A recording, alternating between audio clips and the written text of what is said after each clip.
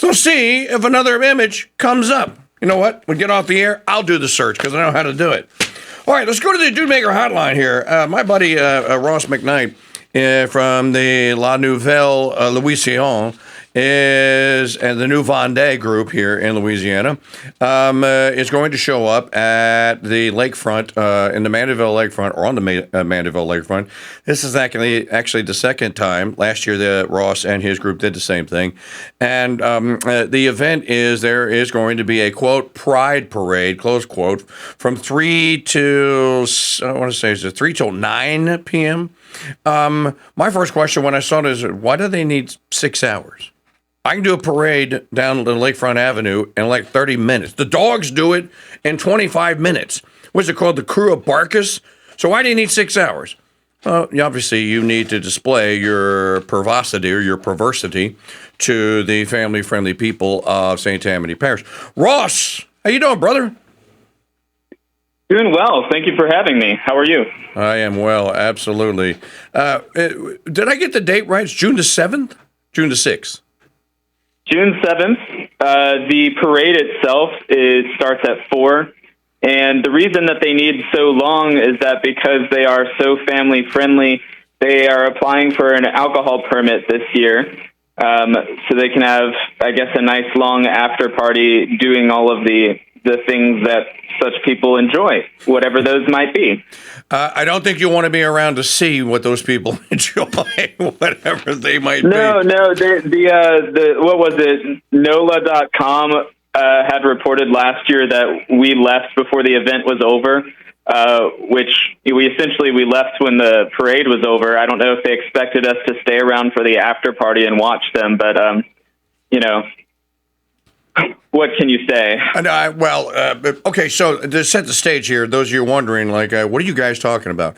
Okay, so the new Vande, Nouvelle Vendée, or Nouvelle Vendée, is a group that Ross formed after he was canceled because he had the unmitigated gall and audacity 2 years ago in June at his little space at the Covington Farmers Market to display, instead of the rainbow flag and the symbol of the world of the greatest sin, to display that it was the month of the Sacred Heart of our Lord Jesus Christ. And it was an offense to God to have anything that displayed that was counter to that. And of course, at that time, you were Backwater Fogois, and you were the leading provider for so many restaurants in New Orleans. And people were happily taking your duck and your foie. And then this happens, and all of a sudden, now people want to know what Ross thinks about rainbow flags and homosexuality, and not what he thinks about raising liver. So you kind of got forced into this and got canceled. You were on several shows on Fox. Laura Ingraham and others interviewed you, and the rest, as they say, is history. But you took the opportunity. Tell the folks first of all, what happened and what you did with the opportunity, which you never had any grievance with what happened to you, did you? Well, I mean, it was certainly upsetting, but that's kind of all, behind me now. I'm glad it happened because, you really learn where people stand on things, who you can trust. So, we kept farming. We're still farming. I'm slaughtering my last ducks of the season tomorrow morning. So that's the last bit of foie gras until October and November of this year. But yeah, we just, we said on our business social media that we were going to support the month of the Sacred Heart and not support pride. And that kind of blew up from there. And we lost a couple of clients, because they value that more than extremely high quality duck and foie gras. The only foie gras produced in Louisiana. But I mean, I wouldn't say that I got forced. I guess I did get forced into it. It's kind of a family tradition. Part of the reason I'm here in Louisiana is my ancestor Dominique was forced off of our ancestral lands in southwestern France during the French Revolution. Right. So we have a track record with the revolution. We have notches on our belt. They have notches on their belts. But that's what we do. We fight the revolution. So just call it the fourth crusade my family's fought in is the current one. Well, what I meant by that, you had a statement on your site, and I remember reading this, that our Lord gave you the opportunity to suffer for him, and you happily did it. That's what I meant. Well, yeah, right. I mean, what else is there in life, right? I mean, this is kind of what it's all about, especially right. for the church militant, to wield the temporal sword and to go out and to stand for what is true and what is good and what is beautiful. So there's really nothing more honorable. There's nothing to aspire to, I guess, beyond the suffering that is akin to what our Lord endured. There's nothing that's really more interesting than that or more fulfilling than that. So when it comes upon you, if you can recognize that, and even in a small way, you're actually, this is sort of the consummation of human existence, to suffer as our Lord suffered. Okay, now let's talk about the La Nouvelle Vendée. Most people don't know the story of the Vendée. We don't have time to cover the whole thing. Basically, the French Republican, the diabolical, evil French Republican Army, which was commanded by the Constitution Congress, basically ordered that the people of the Vendée were to be slaughtered in 1794 because unalived. What's that? Unalived. Yes. right. Because they refused to go along with the edicts, which were to stop acting all Catholic-y and stuff. And their priests went along, reviewed. They were called non-juring priests in France at the time. And so they were rounded up, basically, and they were, the estimates vary, but the guy that wrote the Oxford Dictionary History of the French Revolution. 300,000. Well, he put the number at 450,000.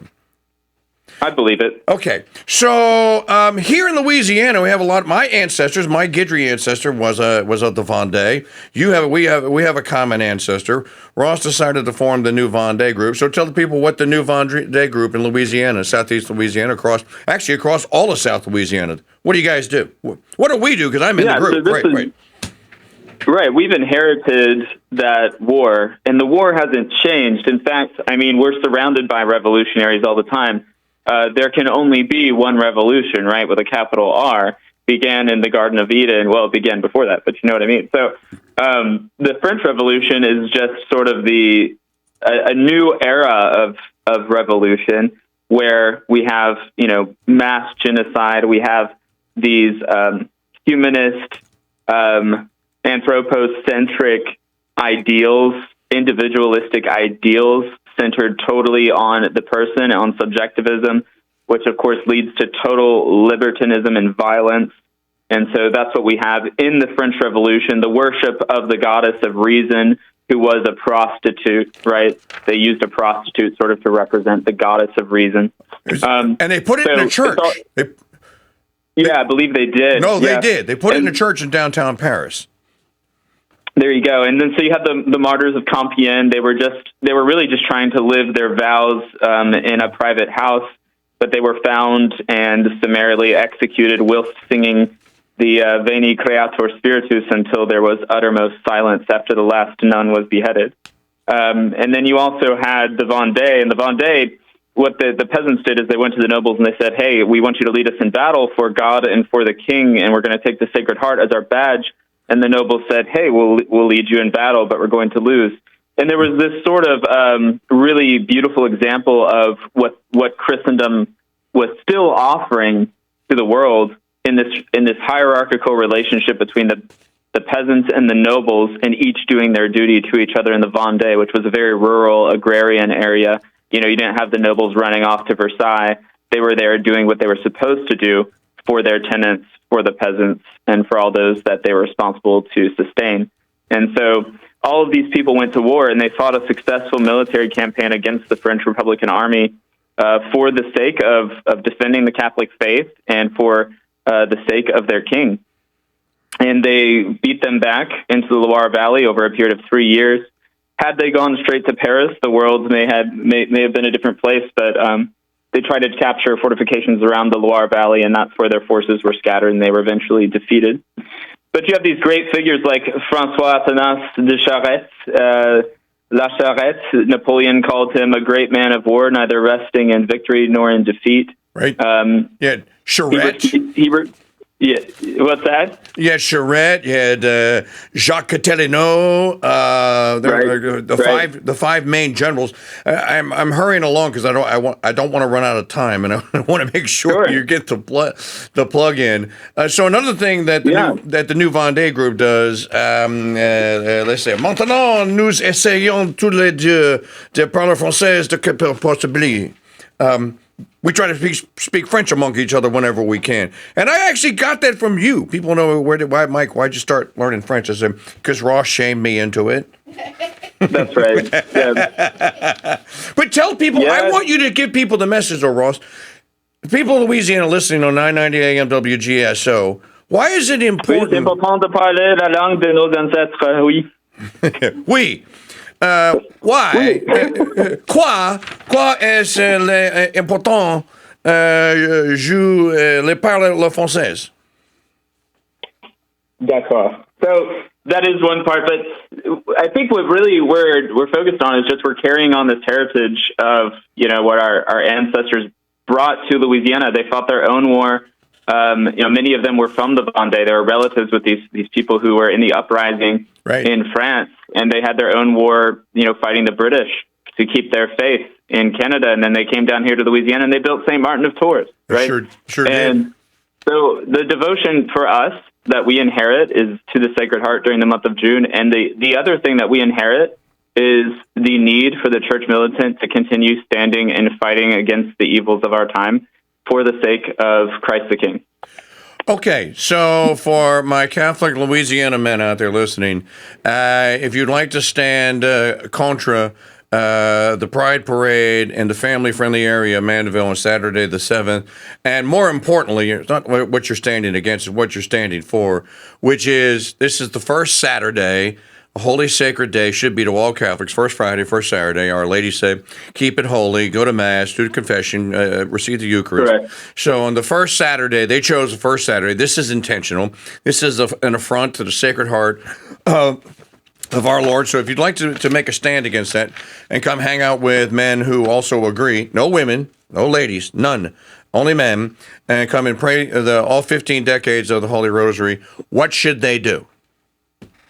Yeah, so just go to nouvelle.com. That's N as in Nancy, E as in Echo, W, V as in Victor, E as in Echo, N as in Nancy, D as in Dog, E as in Echo, E as in Echo.com. Do nouvelle.com. Go to get involved, go to events, and you can register right there. Make sure you read the ground rules. Yes, being the ground rules, dress properly and all that stuff, and hydrate up. All right, brother, that's all the time we have, but we have time tweaks now, and then we'll have you back one more time to remind people. NewVendee.com, Ross McKnight, Backwater Fogwa. Also, now a woodworker, and establishing himself in the woodworking and carpentry arts. So check that out at NewVendee.com. All right, brother, we'll talk soon. God bless you. Un grand merci à vous, Monsieur Church. Merci, merci, mon ami. Ma ami, sorry.